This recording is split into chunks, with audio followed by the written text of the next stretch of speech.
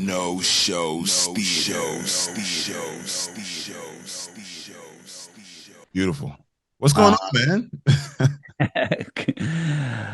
You know what's going on, man. Earth is flat. People are friggin' lost in this world. There's zombies, and I'm trying to wake up the world, and it seems to be working.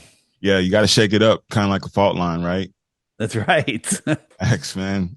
All right. Yeah. So today, I didn't have any. I wanted questions to ask you, but I came to a conclusion. It's like, you know what? Let's just let it ride, man. I don't like scripts as much, so see what goes on. Well, you should have questions. You said if I asked you if the Earth was a globe or flat, you'd be like, you're leaning away from the globe. Correct. I'm more of a growing up, you get instilled with this vision that the world is a globe. I even asked my kids this morning because I knew we were going live. I was like, do you believe the world is flat or a globe? It's a globe. I was like, no. Kids are so indoctrinated from before they can talk. I mean, you're probably a good parent, so you got your kids NASA bed sheets and a mobile of the Earth hanging over the crib. No, you didn't? No, definitely don't. No. Well, a lot of people do. A lot of people do. So yeah, and then they're taught in school, the globe in front of the classroom, all of the children's programming, Sesame Street, Disney. It's all globe programming. People can't see it because it's so massive. It's so everywhere. And so I always tell people, if you want to get your head chopped off, tell a 10-year-old that Earth is flat, and they'll chop your head off with a bunch of, pre-programmed globe nonsense. Yeah, yeah. And that's kind of where it is with them. I told them, no matter what they tell you, I went through the same system that you did. And I came out learning more about what I've been told about, and now I see things totally differently. So ask questions. Yeah. Don't just let them tell you what it is. Keep asking questions. And usually, I did that in first grade or kindergarten. Teacher was showing us what gravity was by swinging a bucket around with water in it. And I said, doesn't the water have to be on the outside like the globe? And he looked at the textbook. He goes, this is how they taught me to teach it. And that's how I'm going to teach it. But you keep asking questions. And I was like, that's like one of my earliest school memories, childhood memories. And it has to do with what I do now. So maybe that's the thing that pushed me this direction, that I just didn't believe in the education system, which is really an indoctrination system. Check this out. This is a balloon shot from 120,000 feet. You've been watching some flat earth stuff. So you've seen when they send these balloons up, the sun kind of looks like it's not much higher than this balloon, if you ask me, but that's a whole nother discussion. But this is pretty damn high. Okay. 120,000 feet. So think about this. An airplane, when you're in an airplane, look out the window, you're pretty high, right? Imagine being, this is 20 miles. So an airplane flies at like 5 miles. So 4 times the altitude of an airplane this is. All right. So Kansas is the flattest state, they tell us. Well, Florida might be flatter, but let's say Kansas because everybody knows that. Kansas is just over 400 miles long. Okay. As you move across Kansas, you have to go follow the curve of the Earth, right? Because if you went straight, you lift off the ground. You have to follow the curve because on a globe, straight is curved. Yeah, that's a little, yeah. wait, hold on. Wait. Yeah, okay. I see what you're saying, though. Yeah, get the print. Yeah. So when from one end of Kansas to the other, do you know how much curvature there would be? 20 miles of curvature. This is 20 miles. So Kansas has this much curvature if the Earth is a globe. Okay, let's run that back because the people that will watch that be like, the math ain't mathing for me. So let's just take that into account, right? Flat curve. Now, 20 miles, you would see the curve, right? You would see it dip off. Is that what you're saying? Yeah, well, as you go, if a 6 foot tall, well, for the beginners, the Earth curves at 8 inches per mile squared. Now, most of you are going to freak out. What the hell is that? It's a simple equation. 8 inches for the first mile. And then if the second mile was just another 8 inches, we'd live on a slope. We don't live on a slope. The globe is not a slope. The globe is a curve. So the farther out you go, the faster it curves away. Okay. I see what you're saying. Yeah. So, if I'm here on the top of the ball and I move out a little bit, that drop is this much. But if I move out farther, it drops off exponentially. Okay. Okay. So it's 8 inches per mile squared. Second mile is 2 times 2 is 4 times 8 is 32 inches. Third mile is 6 feet. That means a 6 foot tall person standing at the edge of calm water shouldn't be able to see the surface of the water beyond 3 miles because it's already dropped below a physical horizon. Just like you can't see my mouth because it's behind a physical horizon. Zooming in won't help you because there's a physical horizon. All right. But we can zoom in on things. So the curvature from one end of Kansas to the other is 20-mile drop. Okay, let me ask you this. This is what 20 miles looks like. This doesn't compute in your mind, right? Because it's ridiculous. But according to Globe Math, it's the truth. So let me look at this, because I was looking at a few things, and a lot of people were talking about the Middle Ages. You know, you might fall off the earth if you go to a certain extent. Yeah. Now, that would be the basis of a lot of the Globers' point of view, because if that would be the case, water would just constantly be falling off. There is no edge. It's just a straight globe where it's encompassed in this gravity-based bubble, which is surrounded by the Van Halen belt, all this radiation, and then you have like this dome that's just around, or the firmament. So from your point of view, let me ask you this. From that history scope, with everyone being taught that, to schools being the focus where people are learning this, to today where everything we're understanding is just asinine, in my opinion, how can you differentiate to those who may believe or may not believe? Well, belief is the enemy of knowing, right? You can believe anything you want, right? I live in Connecticut. Where do I live? You might say Connecticut. Is that a belief, or do you know it? People think of flat earth. They think of this because this is pre-programmed. Right. You Google flat earth, this is what comes up. This is not flat earth. This is ridiculous. If this was what flat earth would be, I'd be making fun of flat earthers. Okay. Because this is stupid. This is just stupid. This is mixing a fake flat earth model with a fake heliocentric model, which everyone believes the heliocentric model is real because they never looked into it. What made you look into that? Because when I see this disc, I'm like, there's no way in hell that we live on a plane or an environment just like that. It just doesn't compute. It doesn't make sense. No flat earther believes we're a disc in space, And I know the questions that people will say, are all the other planets flat? How come they're all round? And what about where's the edge? How come no one's taking a picture of the edge? There's plenty of pictures of the edge. This is how you look at the flat Earth. We're not a disc in space. What are we? We're a pond. All of the oceans of the world, just shrink them down to a big lake in Kansas. So this is a lake in Kansas. All of the continents, we'll just call them islands, right? The North Pole is at the center. And we're on our sailboat, our motorboat. We're motoring around, having fun, right? Clockwise is west. Counterclockwise is east, because the North Pole is at the center. Your compass is always pointing to the north. So you have to go in a circle to go east or west. That's true on a globe. And it's true on a flat earth. Okay. You go south, which is this way, or this way, or this way, or even this way. Every way away from the center. North is at your back when you're walking away. You're walking south. And what happens when you get here?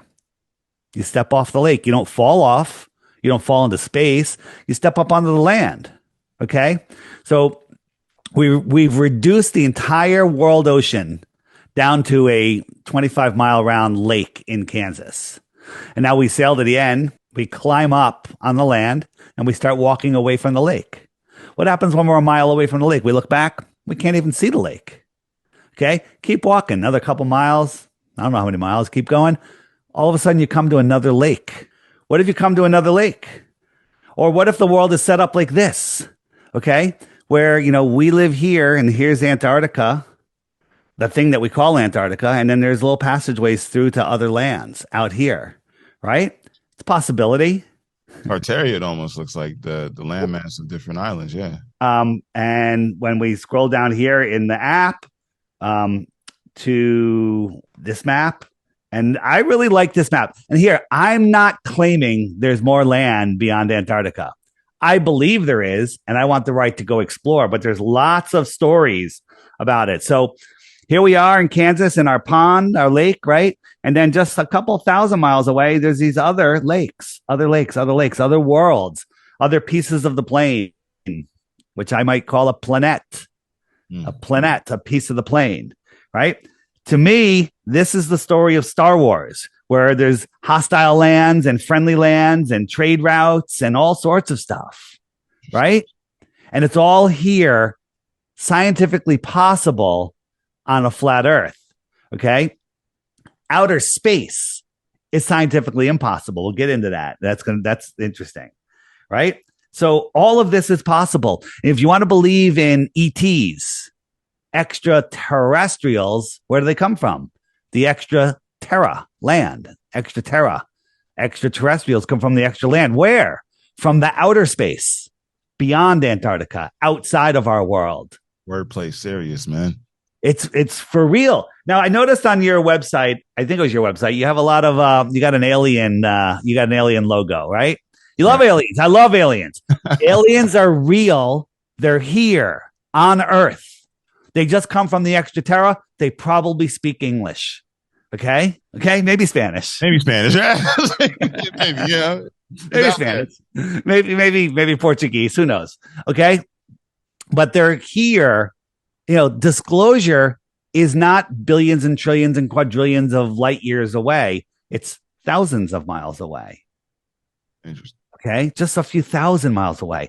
Absolute insanity to believe, that we can see stars at the distance they tell us. We can prove that again and again. I prove it in every show. Tired of saying it. Okay?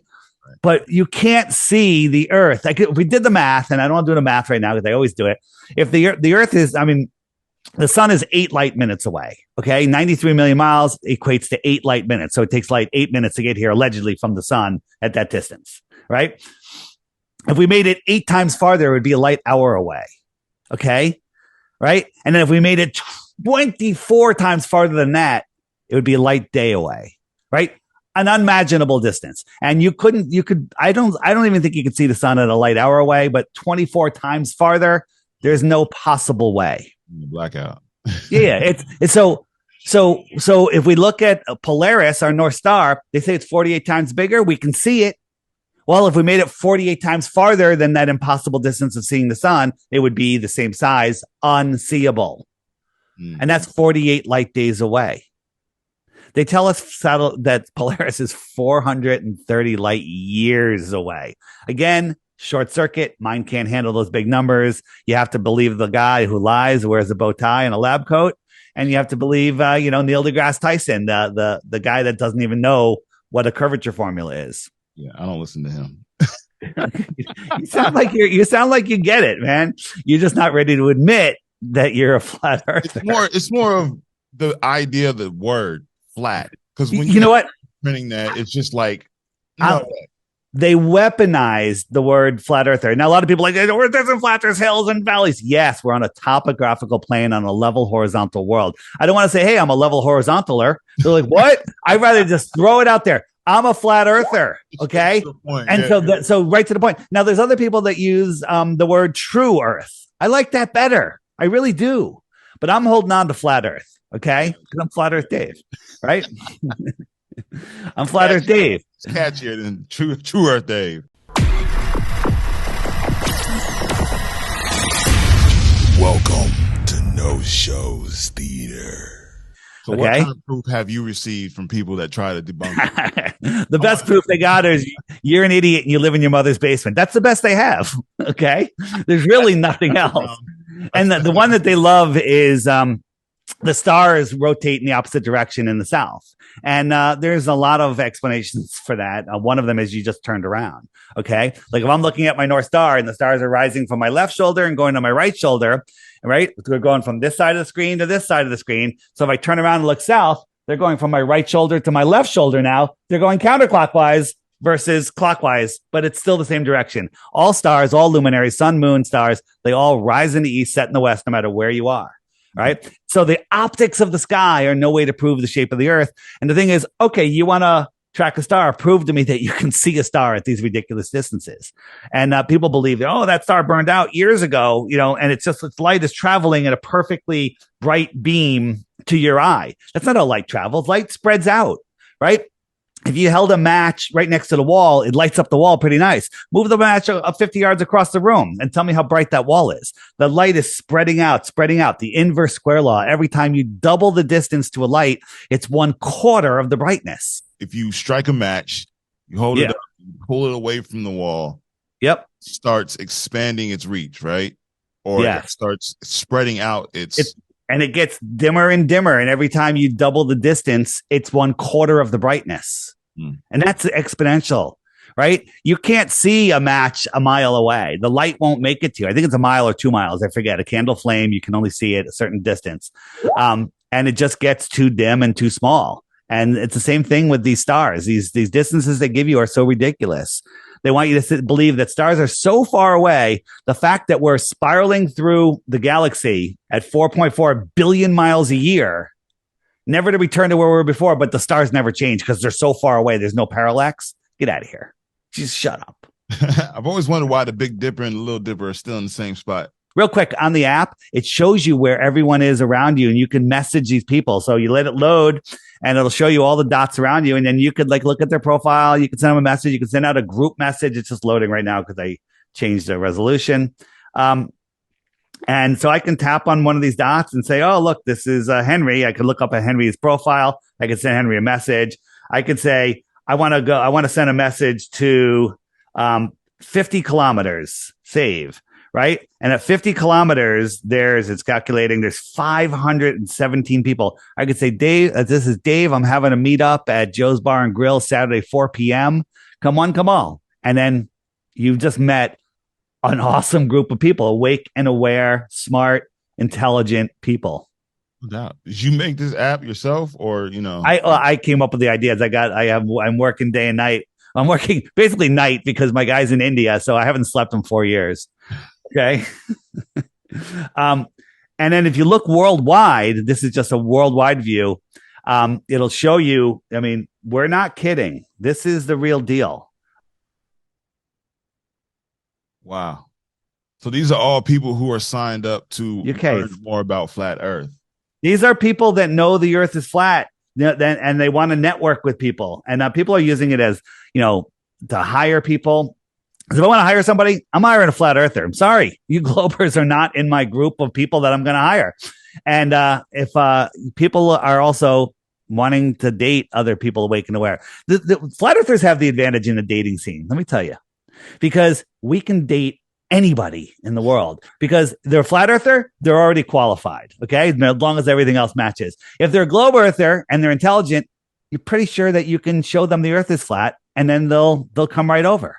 You can convert a globe earther to a flat earther just by educating them. You cannot. A glober, I'm not dating a flat earther. Well, anyone who's a flat earther is off your list forever because they're never going back to the globe. Once you see the globe lie, you can't go back. Let me ask you, but everybody on the app has, I know a lot of conversations are like, hey, about Antarctica, the treaty, blase, blase. We need to go to Antarctica. We should try to go to Antarctica. Is anybody ever talking like that? Because honestly, since that treaty and the way everything's structured down there, it doesn't make sense to me that we're restricted, but every other country who's supposedly at war with each other come up with a treaty to prevent people to go to those regions. Yeah, every country in the world agrees on two things: the Antarctic Treaty, and everybody needs to get this stuck in their arm. Okay. All right. I mean, like, how stupid do they think we are? And guess what? A lot of people are that. Yeah. A lot of people are that stupid. And people are like, well, why don't you just go to Antarctica if it's all the way, that big around? How are they going to block you? And the answer is they have military bases at all of these locations, right? These are huge military bases and they guard these waters, right? These are huge distances, but they got buoys out there, radar buoys, mesh networks, all sorts of stuff. Anybody that crosses 60 degrees south will be stopped, right? There are explorers that got permission from their country. They go down there, they get stopped by the military, they turn around, they go back home and they end up in jail, right? Okay.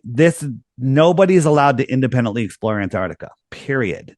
Right? People, oh, yes, there is. On the app, on the frequently asked questions page, if you hit the question mark, there is a button called Antarctica and the 24-hour sun. If you click that, there's some great videos, but one of them is called "Sorry, Antarctica is Closed," and that one is one of our flat Earth researchers who's a lawyer somewhere in here. He went through a painstaking trying to find out what it would take to go to Antarctica. It costs you hundreds of $1,000s in permits, years in the working, and then they're just going to deny you and keep your money. All right. So It's pretty amazing. And then why is Google hiding flat Earth? Like if you search flat Earth sunset proof, you're going to get a list of videos. Then if you search flat Earth David Weiss, you're going to get the same exact videos. If you search flat Earth curvature measurements, boats over the horizon, whatever, you're going to get the same videos again and again and again. They only are feeding you the propaganda that they think will make you laugh at flat Earth and walk away. I got you. So everybody that you've come across experiencing that they believe the world is a globe, you try to show them the truth, but you are getting blocked no matter what it is. Well, you know, there's one of the videos on here is called A Stranger's Guide to Flat Earth 21 Questions. Pretty unique title. If you search that, it should come up number one. It doesn't. You get the same list of propaganda videos. Maybe you'll find that video, 10 pages, 20 pages down. No one's looking there. Okay. It's not there, but all of the stuff on my app. Here's a challenge. If you watch the daily video every day for 2 weeks, you can go to the archive. There's 5 years of videos there from every day. But if you hit the web button, which is over here, right, up comes this more resources page. Here's my interviews. Your interview will be right here at the top of the list when it airs. But if you scroll down, I have this one, Flat Earth feature videos. Okay. On that is a list of videos. And I say, this is the test. The first one is the first one is just a preview of the Level movie. And then there's Level and the Next Level, which is the second one. The third one is coming out on Flat Earth Day. That's April 22nd. Used to be called Earth Day, but now it's Flat Earth Day. I declare. Okay. And it's called Level with Me. It's got, amazing people in it. I'm in it just for a little bit, I think. And it's going to blow your mind. There is zero possibility that anybody can watch Level, the Next Level, and Level with Me without becoming a globe denier. Well, I don't want to say flat earther. I'll say a true earther, globe denier, right? And once you go there, you never go back. And then the whole world opens up to you. It expands your mind. Your mind creates your world. Your mind creates the curiosity that you have. But if your mind is trapped in a ball, right? If your mind is trapped in a ball, you've limited yourself. You've severely limited yourself on what how you're able to think, how you're able to manifest, right? So this is what they have you doing. They took your map and they wrapped it around the globe and it said, this is where you live. This is it. Okay. That's where you live. That's a prison for your mind. Open it up, right? When you open it up and put it back on the flat plane, well, maybe we live here and just in our pond alone, there's extra land. Maybe this is where the real controllers of our world live. And the puppets that we call the government, the mind control agents, they're getting their marching orders from the guys that live out here. So okay, let me ask you this then, because a lot of people they believe, I'm not here to judge people on what they believe or not believe, but they have this feeling of an omnipresent individual who's in a temple or in a church and whatever it is.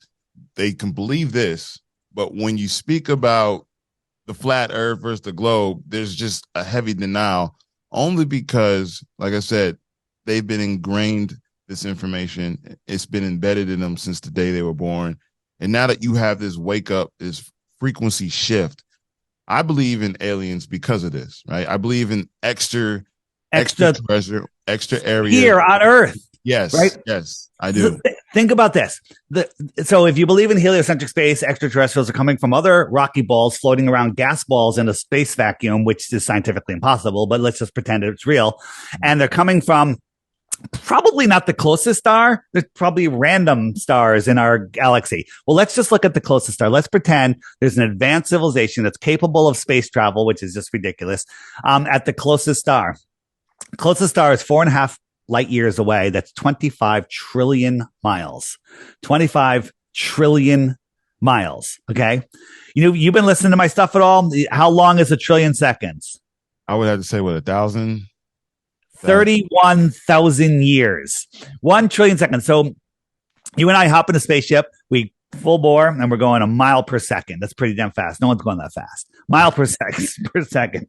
And We travel for 31,000 years. We've gone 1/24th of the way to the closest, 1/25th. We have to do it 24 more times. 24 times 31,000. But guess what? You just hooked me up with a turbo booster on our spaceship, and it can go 100,000 miles an hour. Okay. Awesome. It's only going to take us 28,000 years to get there. Okay. This is absolute insanity. What if, now this is a map, that Google says is made up because they have to, they have to lie. They have to do damage control. Right. And so we take this map, and it was found at a Buddhist temple. It was published in 1910 in a magazine and in a newspaper. And we look at ship tracking website. Anyone can go. This is a paid one, and you click on the ship, gives you all the information, tons of information, cargo, where it's going, captain, registered, everything, ship details. But we kept finding a bunch of ships. A little hard to see here. There's ships hundreds and hundreds of miles inside of Antarctica. Wait a minute. Isn't that supposed to be land, or at least ice? How are there active ships out here? Interesting. I would just say there's probably just like underground tunnels. I would say there would be like pathways. Well, what if, we don't know that there's a ice wall all the way around, right? Okay, I see what you're saying. When we go to Antarctica, the place everyone goes is Santiago, and they go to Antarctica. Well, what if they were just taking you to this little island here, this continent? This continent, by the way, is twice the size of Mexico, Canada, and the United States combined. Okay. So they take you here and they go, welcome to Antarctica. Okay. How would you know? Right. So let's take it a step farther. What if the cargo ship, that we saw, like one of these way out here, we clicked on it, very little information, giant ship, 580 meters long, 80 meters wide. And that's all it said. Didn't tell us who was driving it. Didn't tell us anything other than it's registered in the island of Kiribati. Okay. Huh. So where's the island off of? Where's the island of Kiribati? Let's take a look. It's in the middle of the South Pacific. Okay. It's a friggin' sandbar. I had to put a pin on it to find it. Okay. You can't even see it until you zoom all the way in. Right. And it's a sandbar. What is this giant ship registered on this little island with weird town names? Okay. Why did Chinese government just give them $10 billion? And why is America saying this is a very important trade route for us? What the hell do we need to stop at Kiribati for? Okay. What do they have there? Pineapples, right? Good fruit. Yeah, it is good fruit. I'll tell you about the pineapple conspiracy later. Oh, okay. Wasn't expecting that one, but yeah. So what if a trade route? It's a very important trade route. What if Kiribati does have a trade route to the outer lands with advanced worlds? Maybe they're getting computer chips out there. Maybe they're trading pineapples. Maybe they're food. Maybe they're trading children, human trafficking. I don't know. This is a trade route, right? I think that computer chips probably come from out there. Okay.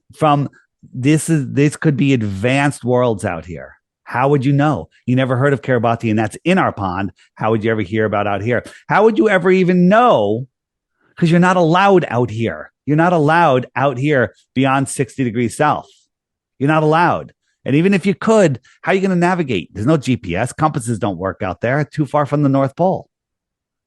So, all right, let's stop right there right quick. So the fact that people are guided with the compass to be guided north, true north all the time.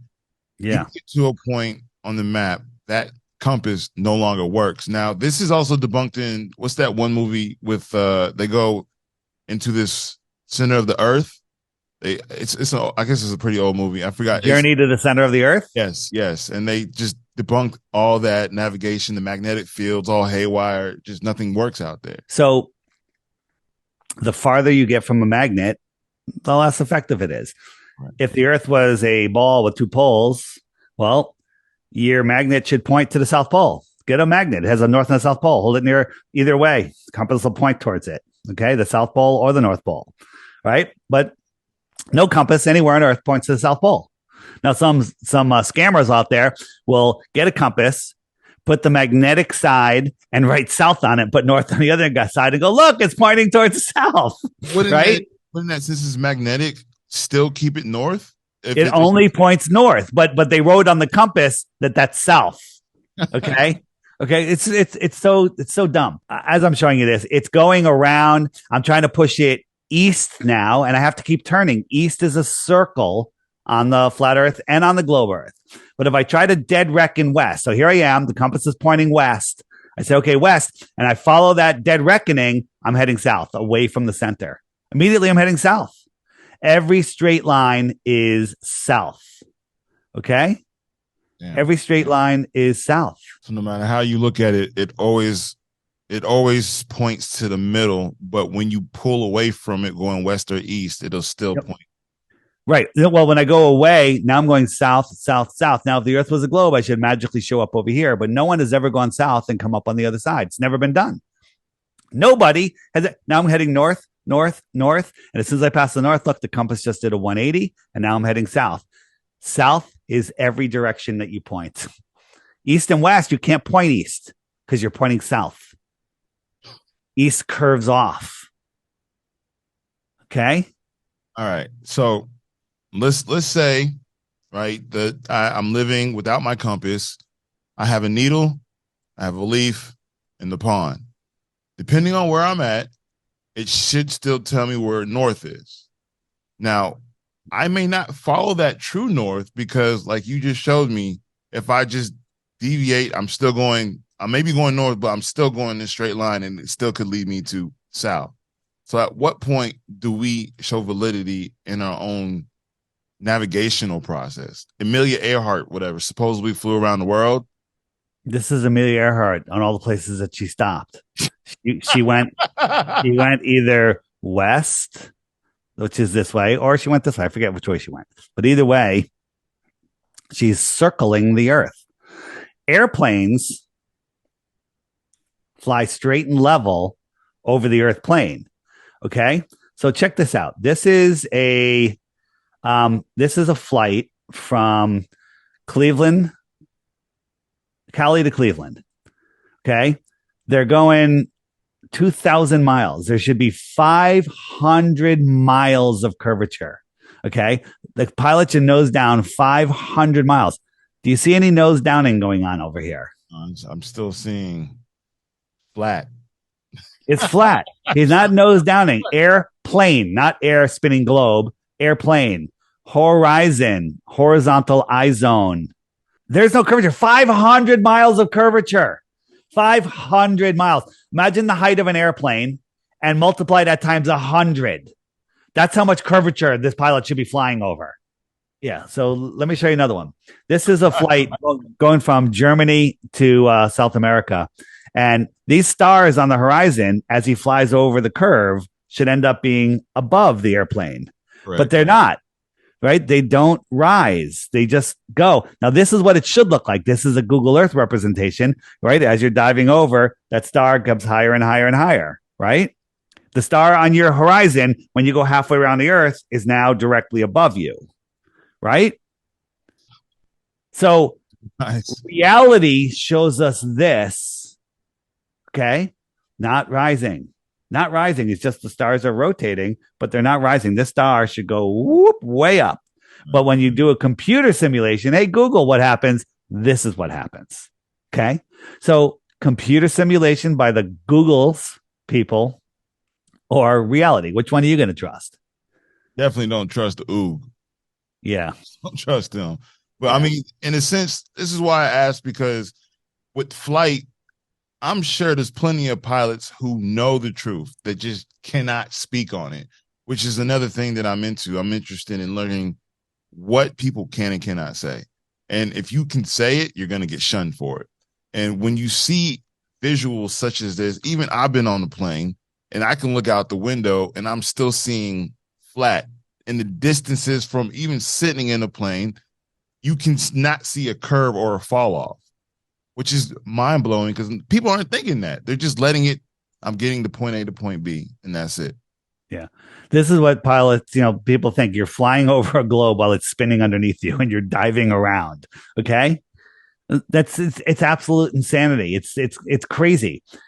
I was on a show last night and they're like, I have a pilot friend and he says, he flies and he flies straight, the whole time. I'm like, okay, welcome to flat Earth, right? He doesn't change his heading.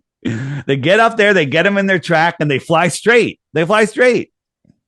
Oh my gosh, bro. Yeah. It's so It's the crazy. simplest things that just go over people's heads. Like, I even looked at it when I went through my little transition to the rabbit hole and I started experiencing things that didn't make sense to me. And then when I started asking questions, doing my research, speaking with individuals, intellectuals such as yourself, I've become prone to be like, yo, something ain't right. Just immediately. I'm right. In my stomach, in my soul. I know that this isn't right.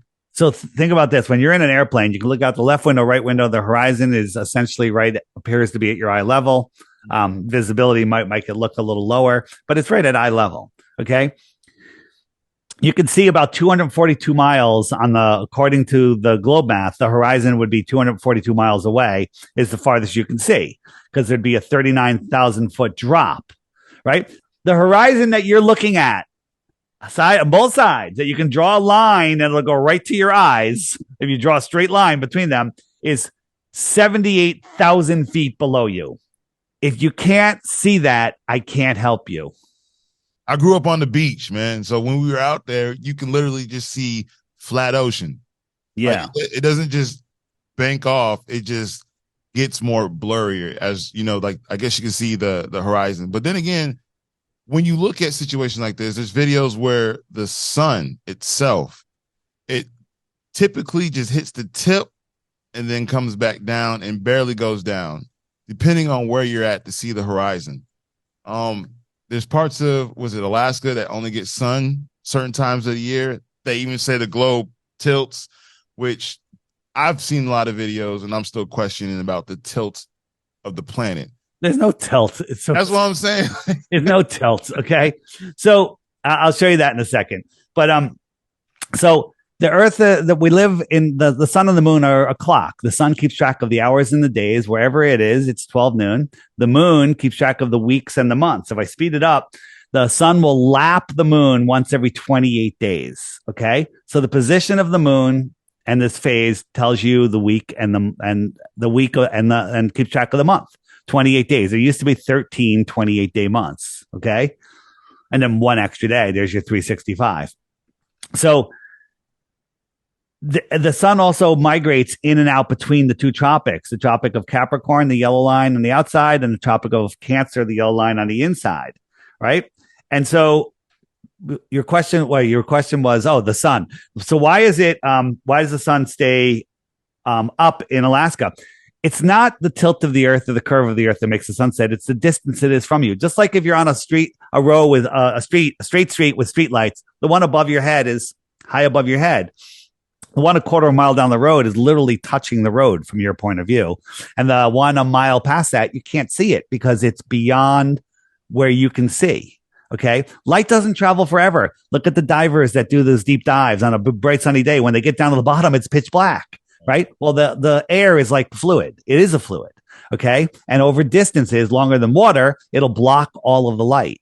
Right. So if I move the sun forward to, where are we? Where are we now? March, April, May, June. So in June, the sun is all the way in here. So look where Alaska is. Look where Norway is. The sun never gets that far away from it.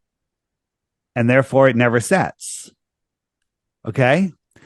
It never sets for the places in the middle. Now, if you're out here, like I'm out here in Connecticut, well, the sun is getting too far away from me and I'm in the dark now. Okay. But in Alaska, I'm still in the light and it's never going to get far enough away from me to set.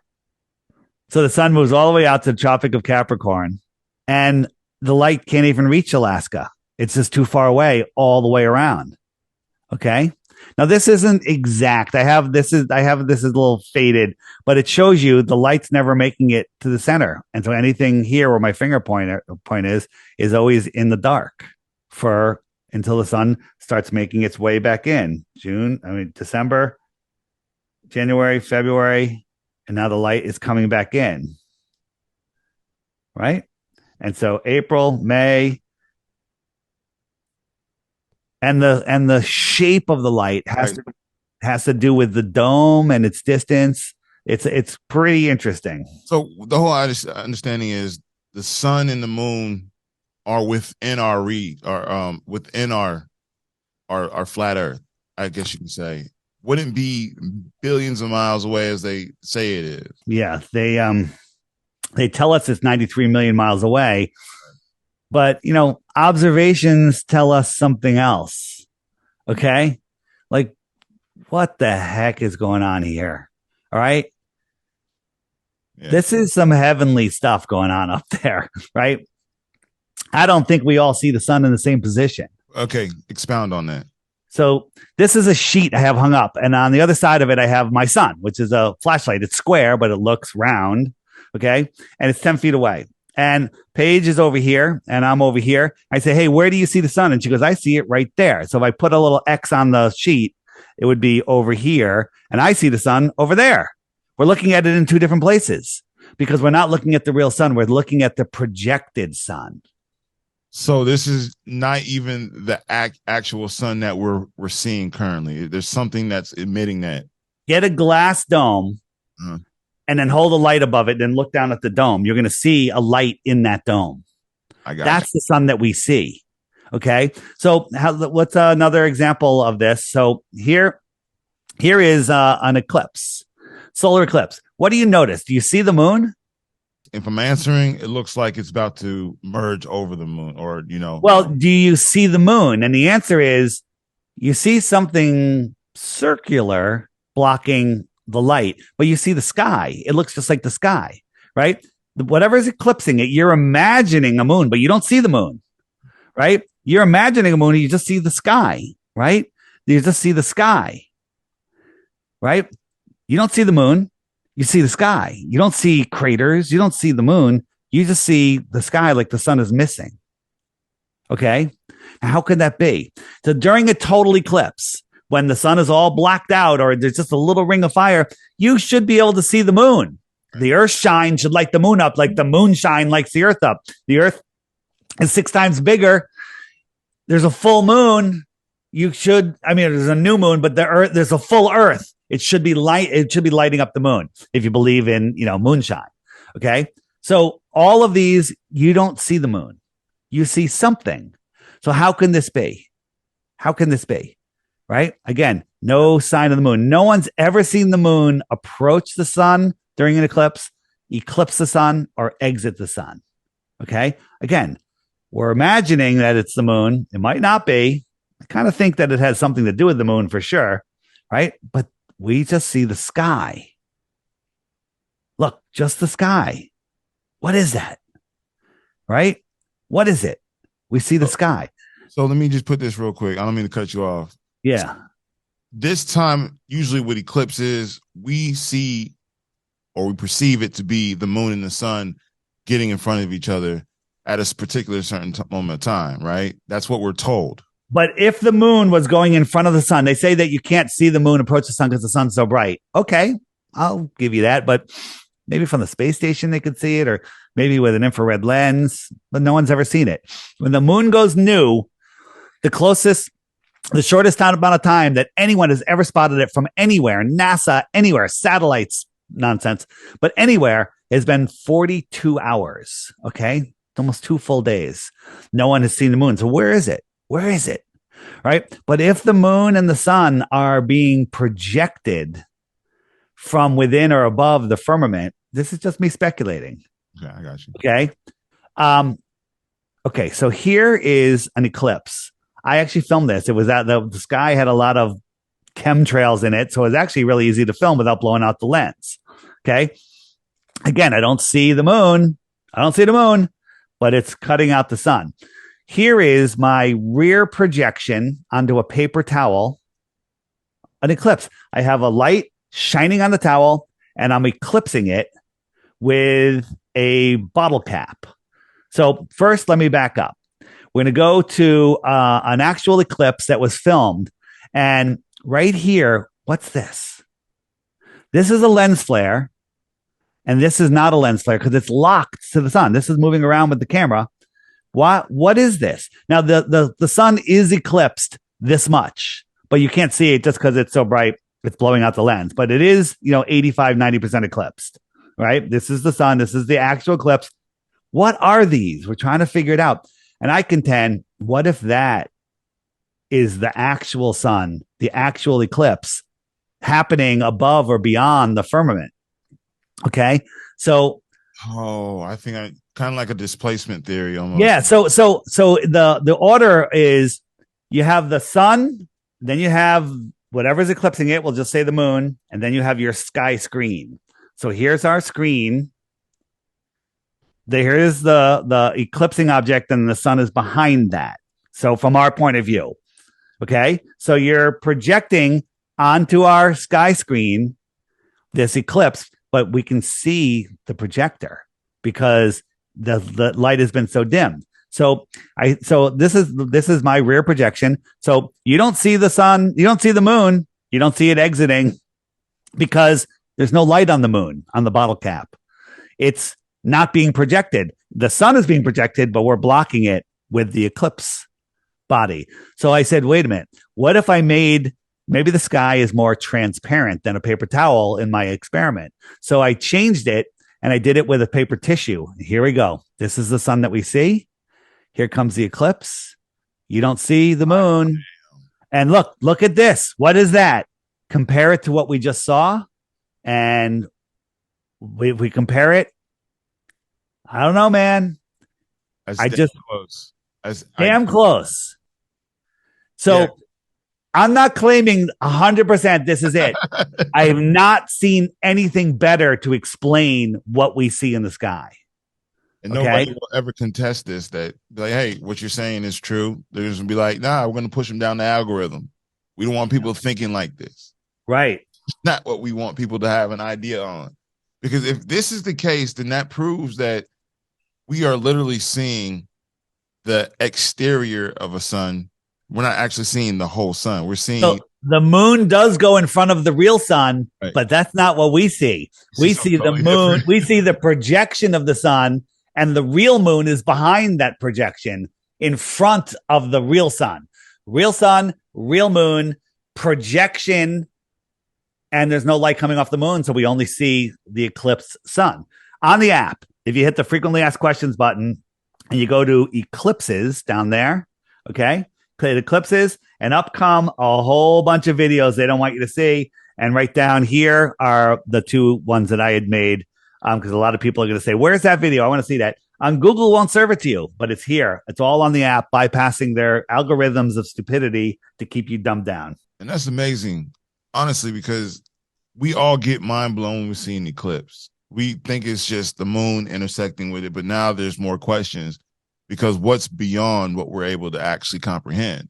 And now that you have those questions starting to actually grow within the community, it's just moments before everything that they hide from us just comes to light. So even with the information of global warming and these supposed traffic routes for these major cargo ships that go through Antarctica, it's just, there's a lot of things that are at play here. And I feel like the more we get into it. I heard an interview a while ago, and I'm trying to find it. It was a guy that was a technician in a chip factory. And he said that they work on these chips and they're always trying to improve them. And they make very tiny little improvements, tiny improvements, very insignificant improvements. And then all of a sudden they need a new tip. And the CEO goes, oh, here's a new chip. Here's a new chip. Okay. And they look at it and they reverse engineer it and they reproduce it. But the technicians didn't create it. The CEO, like, here's a new chip. Where'd that chip come from? Was it in their drawer the whole time? Did it come from the outer lands? Okay. We didn't have chips in the 1970s. Okay. Like and all of a sudden we have chips. Vehicle chips, computer chips. You're talking about these. Yeah. Chips, the computer chips. So where did they come from? Maybe they're coming from maybe that's the trade route. Maybe they're trading, children for chips. Who knows what they're doing? Maybe it's a slow, like, hey, maybe there are people out there are benevolent and they want us to have this technology slowly so we don't kill ourselves. Okay. I don't know. But there's a lot of evidence pointing towards it. On the app, the Flat Earth, Sun, Moon, and Zodiac Clock app, if you go to the books section, okay, a lot of people don't read books anymore. Some great children's books by Flat Earth Man. Amazing. If you have, how old are your kids?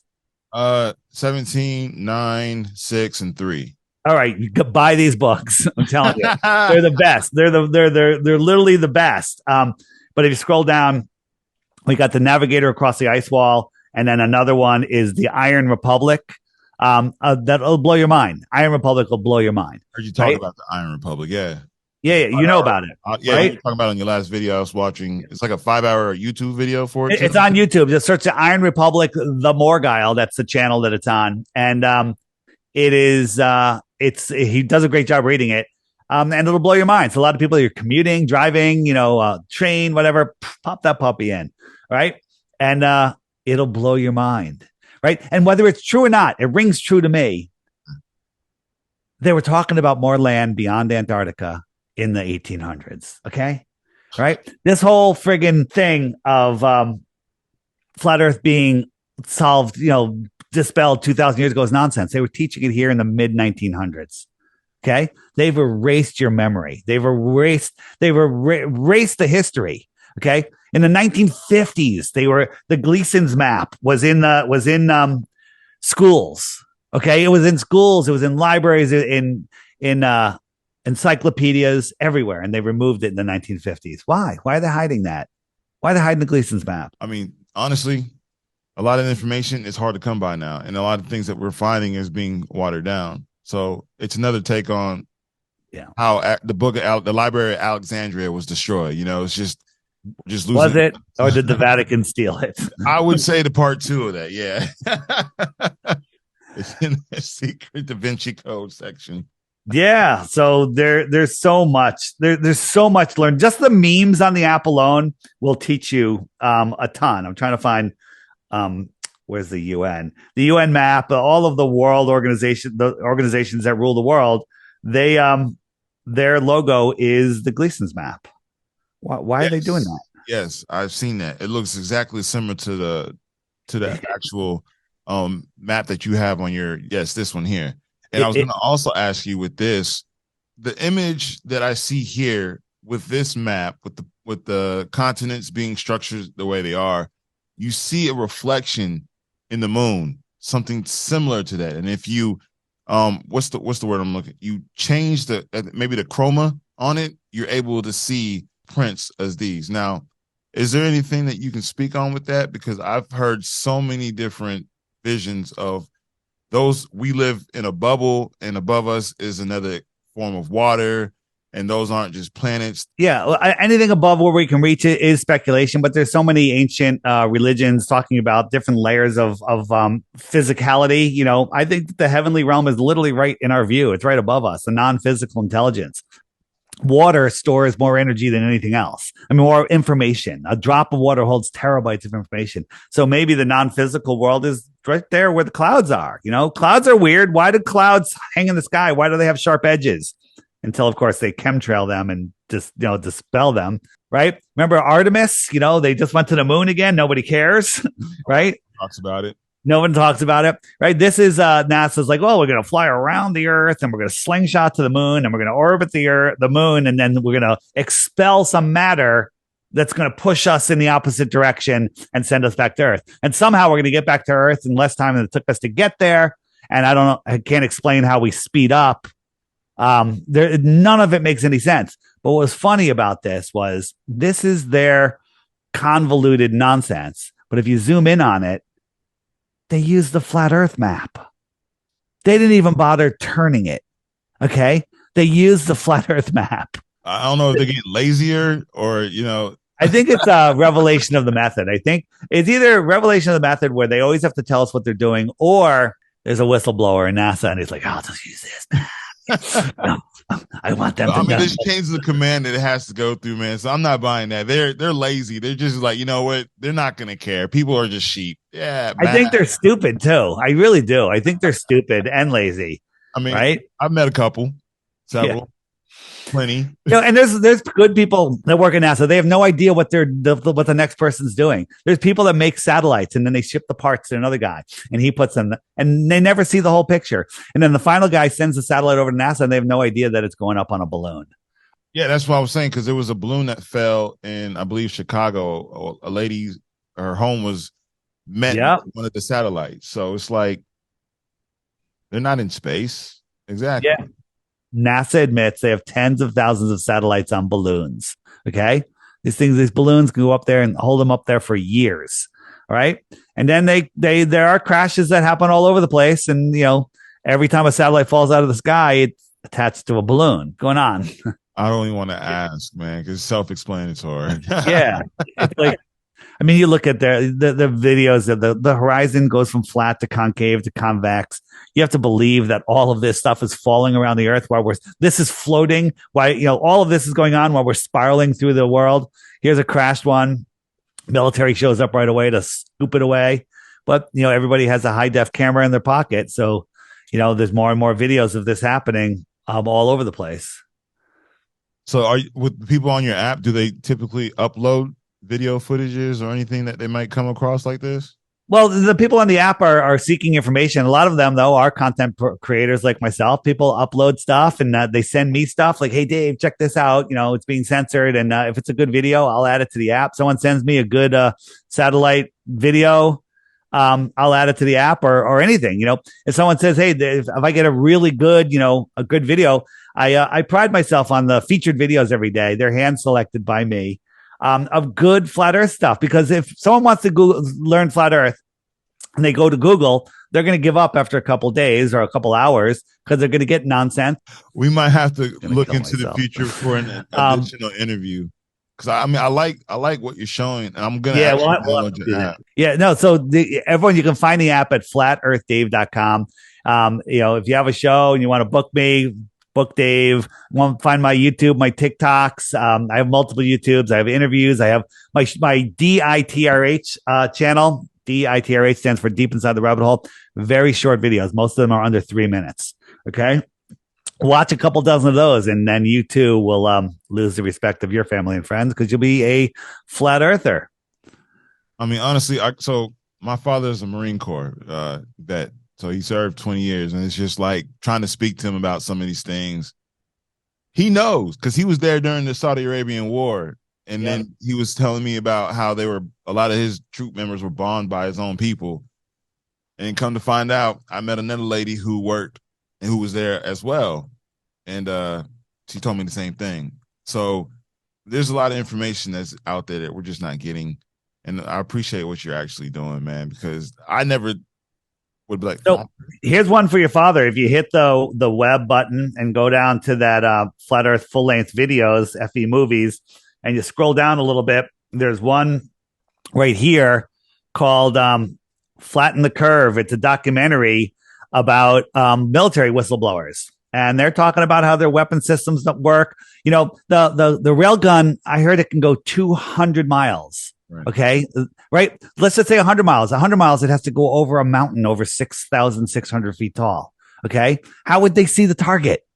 If a mountain 6,000 feet was in between them and the target, he's over the curve that far, over a mile, and they could see the target. You're going to shoot into the ground. Jesus. It's unbelievable. But the whistleblowers video is great. And again, there's so much information, so much stuff out there. Check out my website, flatearthdave.com. Everything's there. The app's there. The app is $3. Okay.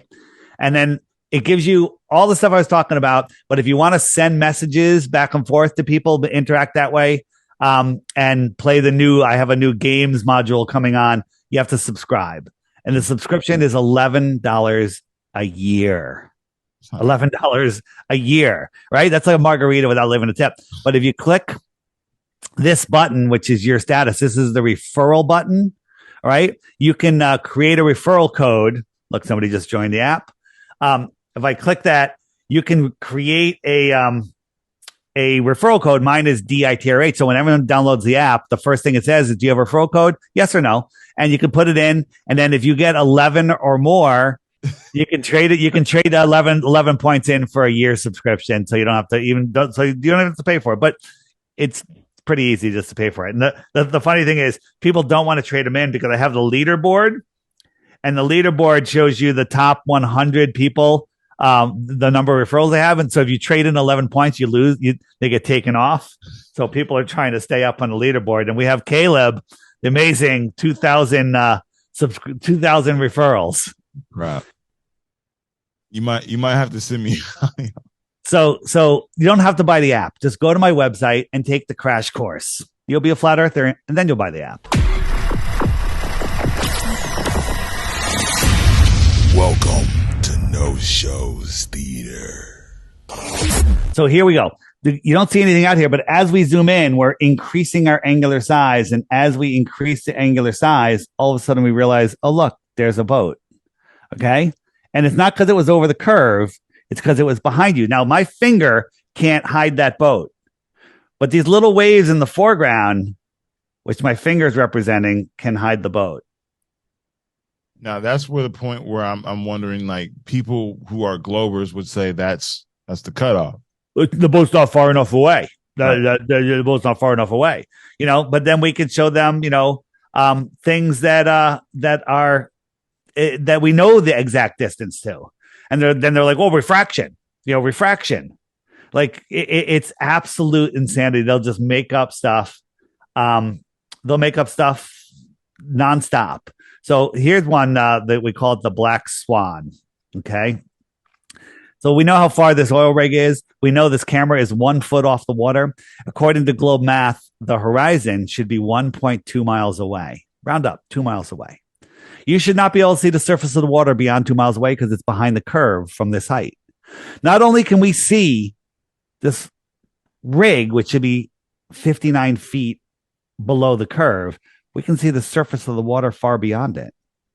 So you have to believe that water far beyond it is refracting up, 100 feet, and then the water right at the rig is refracting up 59 feet, and the water in front of it is refracting up 40 feet, and every increment in between to conspire to create a flat, level surface. Or maybe the Earth is flat.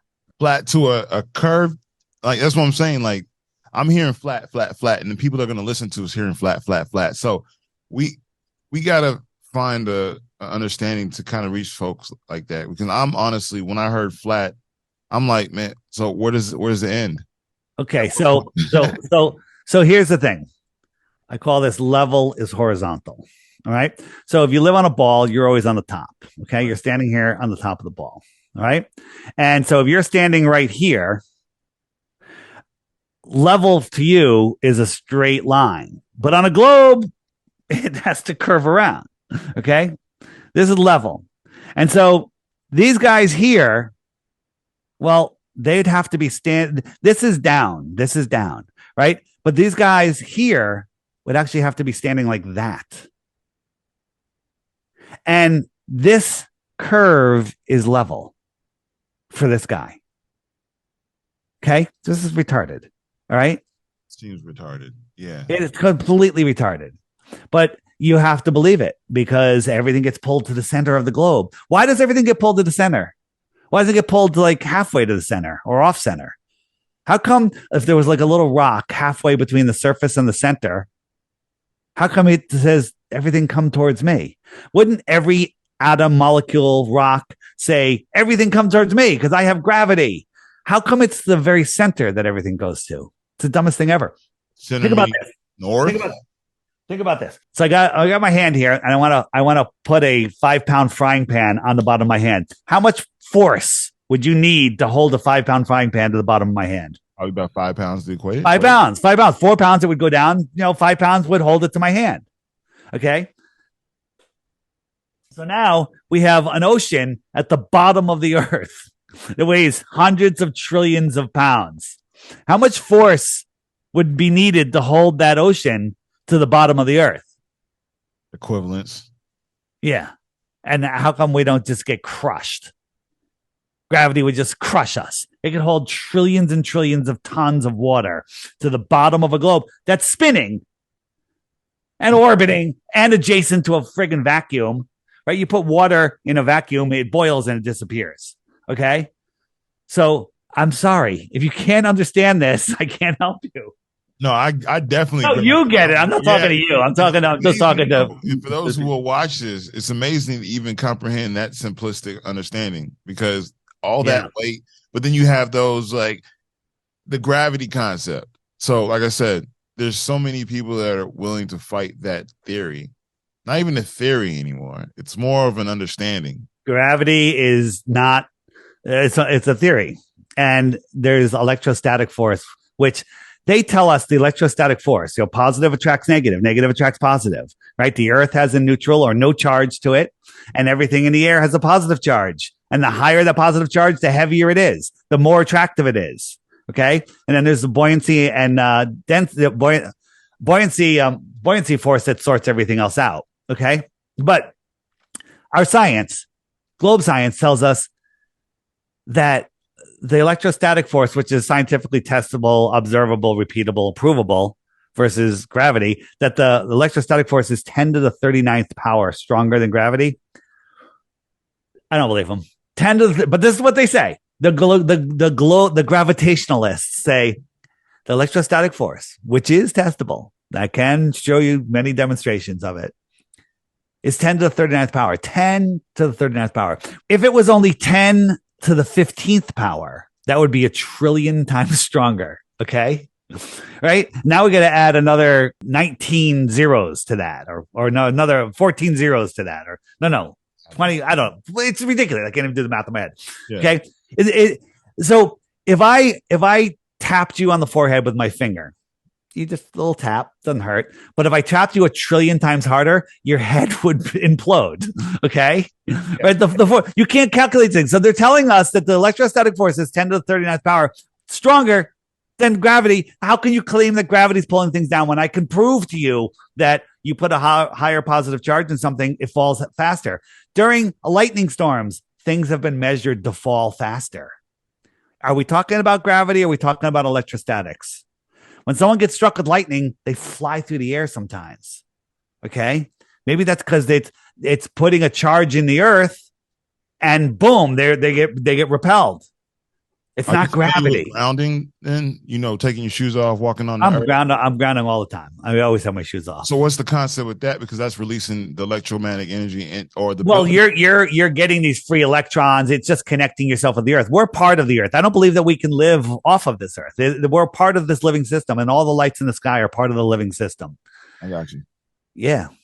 So as far as the grounding method, it's just I know it's a release of anything that's impure in your body in a sense, but for those who are living, understanding the electromagnetic current that comes from you and the earth in itself, the gravity does not get involved with that at all. There's no such thing as gravity in that extent.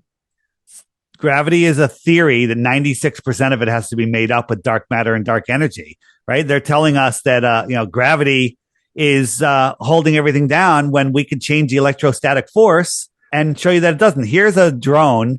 It's called a silent drone. It just makes a little hum, like almost no noise, no moving parts, and it's flying. Well, is it defying gravity, or is it just the fact that they made it have a stronger negative charge and now it flies? Okay. Is it defying gravity, or is it defying the electrostatic force? Testable, measurable, observable, repeatable, demonstrable electrostatic force versus the complete and total bullshit theory of gravity. Okay. I want to revisit this with you another time because it's going to get in depth. I already can see it. My mind is spinning because the only thing that's spinning, all right, is your mind. The only thing that's spinning. That's right. That's right. But I'm just baffled with the idea of the electromagnetic current, because if that's the case, you supply a human being, as you said, once he gets struck by lightning, they're able to just for that split second, right? On 9/11, all those cars went flying through the air and flipped over. What happened? What happened? Was there something electromagnetic going on? Whole nother podcast. Okay. Whole nother podcast. Look, just real quick. Everyone's seen this. So here's balloons, party balloons holding up neutrally. I got just a button on here and it's a couple inches off the floor. And we have this wire attached to it. This wire goes to a Van de Graaff generator and we're going to add a positive charge to this. It's all we're doing is we're changing it, making a stronger positive charge. And it weighs it down. Huh.